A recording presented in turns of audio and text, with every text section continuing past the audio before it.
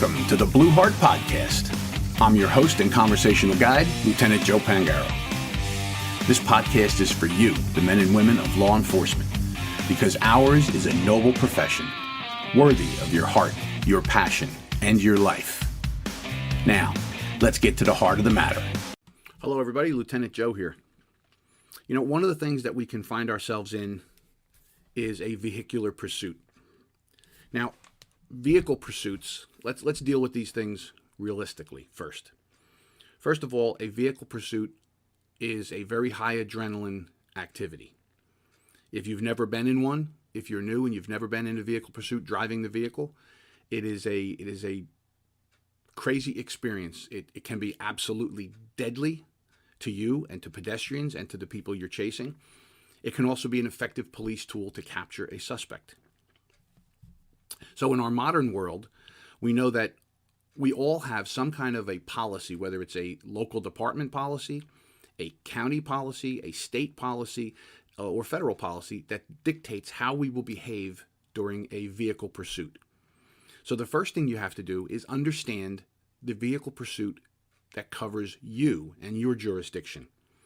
Right? So get a copy of that vehicle pursuit. I know we usually go over it in service training once in a while. We ask a couple questions. You should really have your training officer make sure they flesh this out. Let's come up with some examples to talk about, different kind of potential vehicle pursuits and what you should do. You don't want to do anything the first time with no experience. So, you're a cop out there and this is your first pursuit. Have you thought about this in advance? So there's a lot of things we need to understand when it comes to vehicle pursuits. And we're going to cover some of them today, because it's a very important topic. So get your policy, whatever controlling policy you have on vehicle pursuits, and know it inside and out. Because I'll tell you, if you do the wrong thing during a vehicle pursuit, even if you're justified to pursue the person, if you do the wrong thing and you violate that policy and there's an accident, it can be devastating to you and to other people. So this is what we're seeing in our modern world. You probably hear this. You hear there's a pursuit. Somebody's in a pursuit, and in a very short period of time, you'll hear a supervisor come on and say, terminate that pursuit. We see some police departments in our country now banning any kind of vehicle pursuits. There is no vehicle pursuit. If the person takes off, other than for something like a homicide, there's no vehicle pursuit. When I was brand new on the job, they used to tell me, hey, the radio's faster than the car. Get the license plate and call it ahead, and other people can try and stop the person instead of pursuing if you can avoid that. But when I came on the job in 1986, thousands of years ago in 1986, vehicle pursuits were part and parcel of what we did. We did them all the time. You tried to stop somebody for a red light violation, and they took off. Now, they were taken off probably because they were suspended, had warrants, had drugs or guns in the car, and that's why they're taken off, regardless of that. And off to the races you go. You start chasing them, and you're going through red lights. You're going around traffic. Your lights and sirens are going.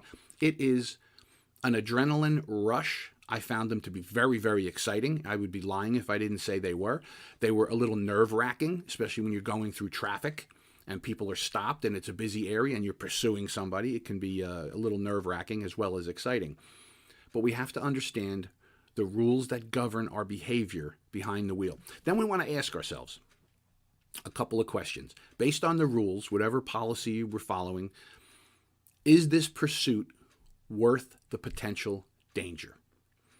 Right? That's a big question. Is this pursuit, what I'm about to do, is it worth the potential danger to me, the person I'm pursuing, pedestrians, and other drivers? Is it worth the potential danger to them that I'm about to engage in this pursuit? We all want to catch the suspects. We all want to catch the criminal. We all want to do that. That's why we're here. But we have to weigh out safety concerns to make sure we do the right thing. So many of our policies in our states all across the United States, many of our policies now dictate when you can even begin a pursuit. Some say there'll be no pursuits for motor vehicle violations, which means it doesn't matter what the motor vehicle violation you saw and you want to stop that person and give them a ticket and they take off, you let them go. You do not pursue them, right? So there's lots of things, and that's why understanding your policy is extremely important to you, because if you start a pursuit when you're not supposed to, you can get yourself in a lot of trouble. right? And if people get hurt, it's even worse. If you get hurt or they get hurt, it's very, very bad. So that's why understanding that policy is extremely important. I can't say that enough. All right. So now let's get into a situation where you are permitted to conduct a vehicle pursuit, right? The criteria has been met, and you're now allowed to conduct this pursuit that you're going to do. So just like in one of our podcast episodes, we talked about foot pursuit. One of the key things, obviously, in a vehicle pursuit is to make sure that you call out the pursuit. You have to let the supervisor know who's got the ultimate, one of the ultimate authority calls in this. You can always terminate your own pursuit. Remember that. You can self-terminate a pursuit that's not safe, and you should if it's not safe, right? But the supervisor who's listening is trying to make a decision of whether or not to let you continue or terminate the pursuit. So what they're going to need to know is where you are, a description of the vehicle, the road conditions, how fast you're traveling, and the direction you're going. So they need to understand that. So if you would say to them, it's 9 o'clock at night and you're on a major interstate highway and traffic is very light and you're traveling at 80 miles an hour, and the stop is for, I don't know, you stopped the car and they had a big bag of heroin in the back seat and they took off on you. The supervisor may decide, based on those conditions, that it's safe for you to continue. 80 miles an hour on a superhighway is not too fast. Vehicles go that speed. Some of our highways are 75, 80 mile an hour speed limits. So that's one thing. So the supervisor and you may decide, hey, I'm okay. My driving skills are good. My vehicle is good, and I'm going to continue following this person to see if I can get them to pull over and do what investigation I have to.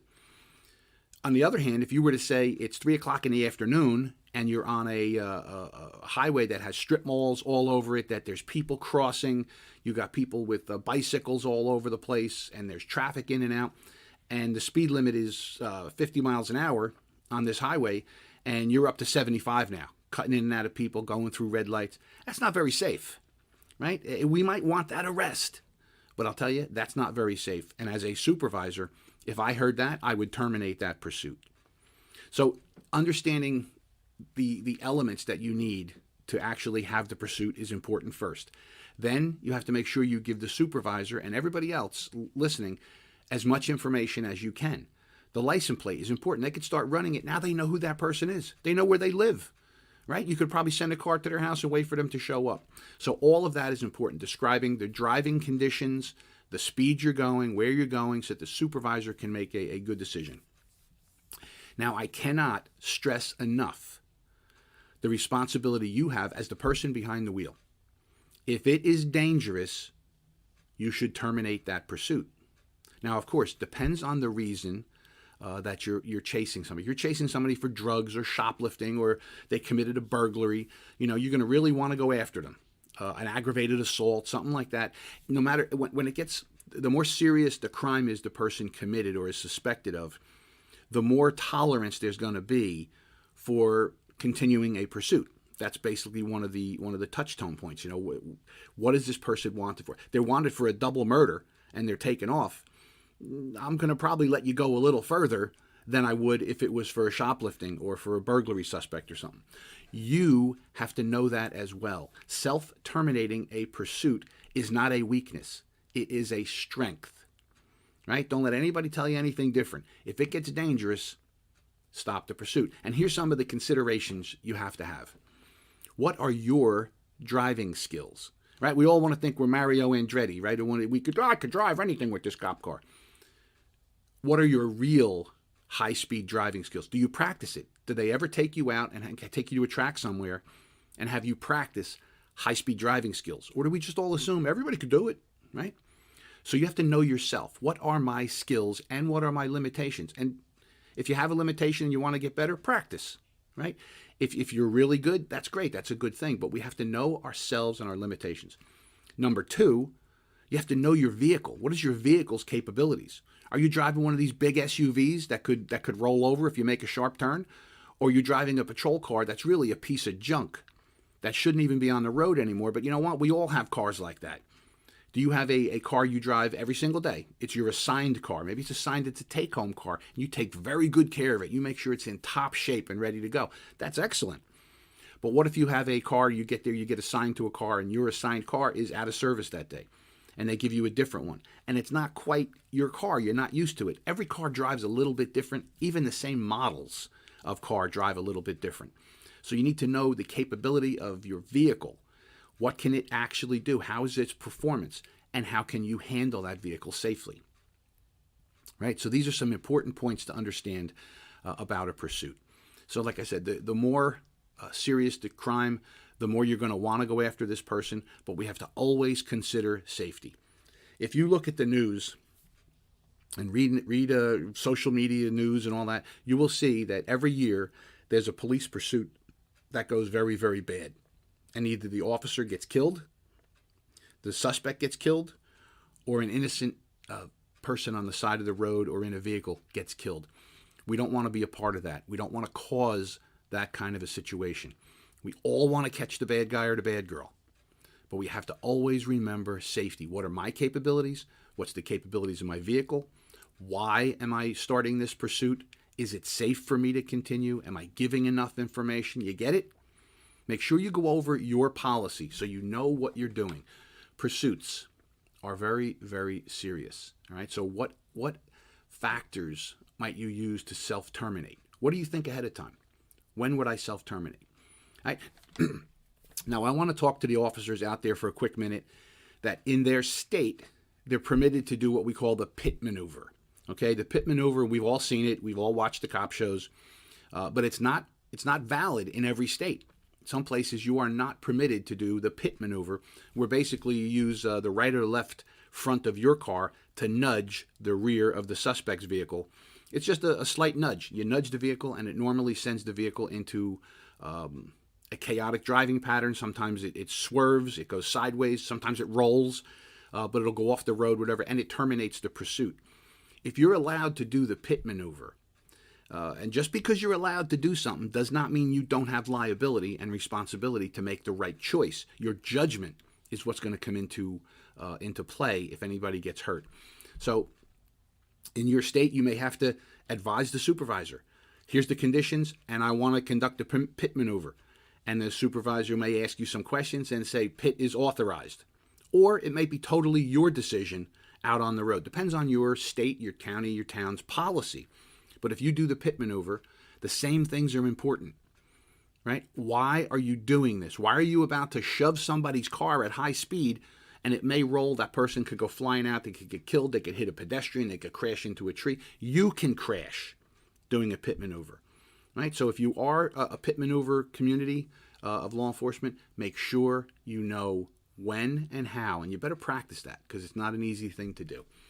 All right, so we want to know when would we self-terminate. We want to understand if we're allowed to use the pit maneuver, when we would use it, and that's really, really important. So get out your policy, go over it with your supervisor, ask any questions, go through some scenarios, and make sure you're good at what you're doing because a vehicular pursuit is a tool of law enforcement, but it can be a deadly tool if we don't do it right. All right, so we'll talk to you again soon. I hope everybody's safe and secure out there. Lieutenant Joe and the Blue Heart Podcast Network would like to thank our sponsors. Blue 360 Media. You can find them at www.blue360media.com. And Medical Essential Diagnostics. You can find them at www.med-nj.com. We would also like to thank the Blue Heart Network production team, led by Senior Executive Director Todd Pangaro. Be careful out there. Do what's right.